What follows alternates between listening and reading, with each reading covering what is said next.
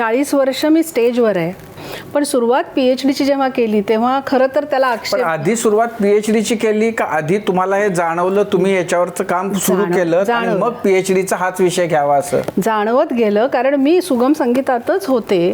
पण तुम्हाला भावलेलं असं कोणतं गाणं होतं की ज्याच्यामुळे वाटलं की अरे? मला जयदेव साहेबांचं गाणं भावलं, म्हणजे पहिलं गाणं ह्या दृष्टीने अभ्यास करावा असं मला जयदेव साहेबांची मी गाणी ऐकत होते, त्यात मला त्यांचं एक गाणं खूप मनाला भिडलं. आपकी याद आती रही रात भर, चष्मेनम मुस्कुराती रही रात भर.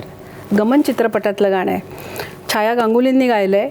फार क्वचित ते असं ऐकलं जातं आणि त्याची चर्चा केली जाते. हे एक गाणं आणि आज सोचा तो आंसू भरा आहे, ह्या 2 गाण्यांनी मी म्हणेन की मला असं व्यापून टाकलं. आणि त्यात मी जितका विचार करीन, आता आज सोचा तो आंसू भरा आहे हे गाताना मला लक्षात येत गेलं की मदन मोहनचा यातलं सौंदर्य विचार तर आहेच, पण बाईंची गायकी इतकी उच्च दर्जाची त्यात झालेली आहे की त्यात त्यांनी कणस्वराचा वापर केला आहे.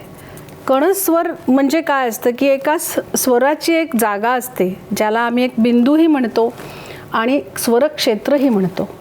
त्या क्षेत्रात त्या सुराची पूर्णपणे त्याची व्याप्ती असते, पण त्यातला नेमका कुठला बारीक सूर सूक्ष्म निवडायचा हे सुद्धा महत्त्वाचं आहे.